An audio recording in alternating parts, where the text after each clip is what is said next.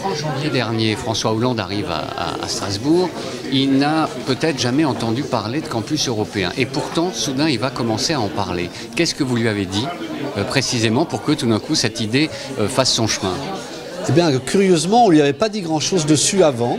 Et bien sûr, il avait eu, comme pour toute visite présidentielle, il avait eu des éléments, et c'est pas pour rien aussi que l'Élysée avait choisi de mettre l'accent sur le franco-allemand à travers la table ronde.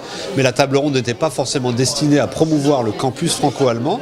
Alors moi, je prends ça comme peut-être l'indice d'une originalité ou d'une validité politique du concept. Si, à travers une analyse très rapide, le président de la République s'en est emparé pour dire que c'était un bon sujet et qu'il en parlerait à la chancelière dans 15 jours, c'est peut-être un test politique de la validité du concept. Alors, quand quelques jours après, Daniel Cohn-Bendit s'empare du sujet en faisant un mélange des genres, en mélangeant la question du siège unique du Parlement à Strasbourg, pour vous, c'est quoi? C'est de la mauvaise foi? C'est de la défense d'intérêts partisans? C'est le goût de la polémique? C'est de l'approximation? Non, je pense que Daniel Cohn-Bendit, on ne peut pas lui donner la leçon. C'est certainement ni de l'approximation, c'est peut-être l'utilisation de cette situation pour relancer un projet qu'il a à cœur et que je ne partage pas, ou en tout cas je ne partage pas totalement. Une université de l'Europe pour les Européens, oui, je pense que c'est une excellente idée et je le suivrai à 200% là-dessus. Une université de l'Europe pour les Européens dans les locaux du Parlement, pour des tas de raisons, je pense que ce n'est pas une bonne idée. Et une université monnaie d'échange pour le déménagement d'une institution politique, c'est une très mauvaise idée. Autrement dit, moi j'aurais eu tendance à dire à Daniel Cohn-Bendit, banco pour l'université de l'Europe, mais nous fournissons avec les universités du Rhin supérieur le creuset adéquat pour que les institutions européennes investissent dans une université de l'Europe pour les Européens, mais faisons-la dans les universités existantes. Alors l'université européenne, le campus européen, qu'est-ce que ce sera ou qu'est-ce que ce ne sera pas?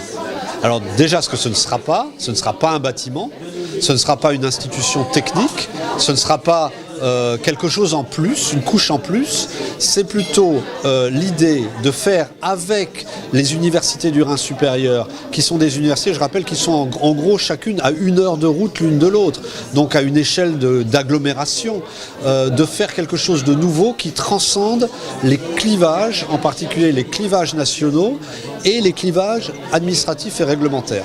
Construire quelque chose sur la base des valeurs de l'université. Les valeurs de l'université, elles sont universelles. La recherche, la connaissance, la liberté académique, et le construire sur une entité franco-allemande. Dernière question, dans quel timing?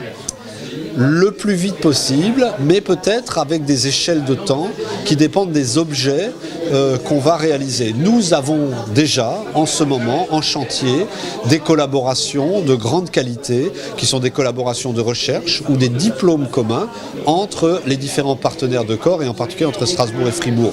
Demain, nos demandes de simplification administrative, d'évolution administrative, quant à elles, pourront prendre le temps administratif qui est nécessaire. Là, c'est peut-être quelques années. Merci, Président. Merci.